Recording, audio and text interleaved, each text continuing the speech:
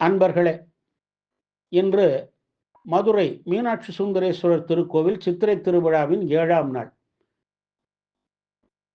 இந்த கோவிலிலே ஆடி, சித்திரை, ஆவணி, மாசி மாதங்களில் நடைபெறும் திருவிழாக்களின் உலா நடைபெறுவதால் வீதிகள் அந்தந்த மாத பெயர்களை கொண்டுள்ளன.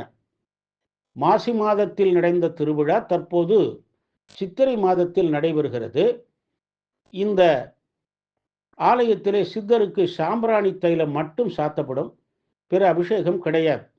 இவருக்கு பூக்கூடாரம் அமைத்து வேண்டிக் கொண்டால் அவை நிறைவேறிடுமா. இவர் எதிரே உள்ள நந்தி சிவபெருமான் உத்தரவிற்காக செவி சாய்த்து காட்சியளிக்கிறார். இன்று 7ஆம் திருநாள். தாவரம்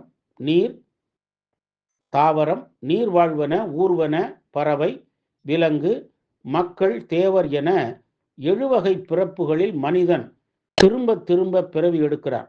இறைவன் திருவடிகளை சரணடைந்தாருக்கு இந்த 7 வகை பிறப்பும் இல்லாது முக்தி பெறுகிறார்கள் என்னும் கருத்து இந்த 7ஆம் திருநாளிலே உணர்த்தப்படுகிறது. இன்று காலை யாகசாலை ஸ்ரீபலி முடிந்தவுடன் 8 மணி அளவில் சுந்தரேசர் பிக்ஷாடனர் கோலத்தில் மாசி வீதியிலே உலா வருகிறார். திகம்பரராய் கபாலம் ஏந்திய கரத்துடன் உலா வருகிறார் பிக்ஷாடனர். நான் என்னும் செருக்கை விட்டு அவன் அருளால் தான் புலனடக்கம் உண்டாக வேண்டும், செருக்கடைந்தால் அழிவுதான் உண்டாகும் என்பதை உணர்த்துவது இந்த உலா. செருக்குண்ட தாருகாவன முனிவர்கள் முன் சிவபெருமான் பிக்ஷாடனராகவும் திருமால் மோகினியாகவும் சென்றனர். பிக்ஷாடனரின் அழகில் மயங்கி ரிஷி பத்தினிகள் நிறையழிந்தனர். மோகினி அழகில் ரிஷிகள் காமம் கொண்டனர். இவ்வாறு தங்களை நிலைகுலைய செய்த சிவபெருமானை அழிக்க தாருக முனிவர்கள் அபிசார வேள்வி செய்து அதிலிருந்து வெளிப்பட்ட மான், சிங்கம் முதலியவற்றை சிவனை அழிக்க ஏவினர். மானை சிவபெருமான் உள்ளங்கையிலே ஏற்றார். அது சிலை மான் ஆகியது. சிங்கம் இறைவியின் வாகனமாகியது. யானையின் தோலை உரித்து இறைவன் கஜாரியானார். இதனால் தாருக முனிவரின் ஆணவம் அழிந்தது. உடனே அவர்கள் சிவனை சரணடைந்து தம் தவறுக்கு மன்னிப்பு வேண்டினர். இதனை கொண்டுதான் சிலைமான், சிம்மக்கல், யானைக்கல் என மதுரையில் சில பகுதிகள் பெயர் பெற்றன. இந்த வரலாற்றை நினைவு கூறவே இன்று காலையிலே பிக்ஷாடனர் உலா நடைபெறுகிறது. அதன் பின் கோவிலுக்கு உள்ளேயே பஞ்சமூர்த்தி உலா நடைபெறும். சிவகங்கை ராஜா மண்டபத்திலே சிறப்பு வழிபாடுகள் நடைபெறும்.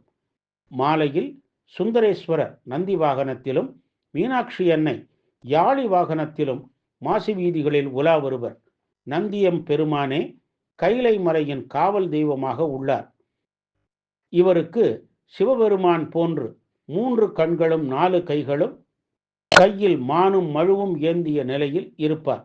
4 கைகளில் முன்னிரு கைகளை முன்புறமாக ஏந்தியபடி ஒரு காலை முட்டியிட்டு மறு காலை முன்புறமாக பதித்த நிலையில் காட்சி தருவார். இந்த வாகனத்தில் இறைவனை தரிசித்தால் இறைவன் நமக்கு சிவ சாரூபிய நிலையை வழங்குவார் என்பது ஐதீகம். யாழி துர்க்கைக்குரியது.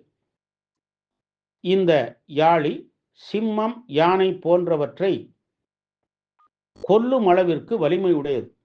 சிங்கத்தின் கால்கள், குதிரையின் உடல், யானையின் துதிக்கை, கூரிய பற்கள், பெரிய தோற்றம் கொண்டது யாழி. வாள் வரி நடுங்க புகழ் வந்து ஆழி உயர் நுதல் என கூறுகிறது சங்க இலக்கியம்.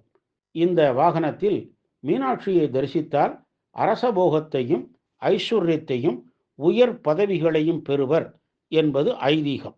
இவற்றை எண்ணி ஸ்ரீ மீனாட்சி சுந்தரேஸ்வரரை இன்று வழிபட்டு நற்பேறு பெறுவோமாக. ஆடக மதுரை அரசையே போற்றி, கூடல் இலங்கு குருமணி போற்றி, ஷமலா பீடநிலையே ஜெகதம்பிகே.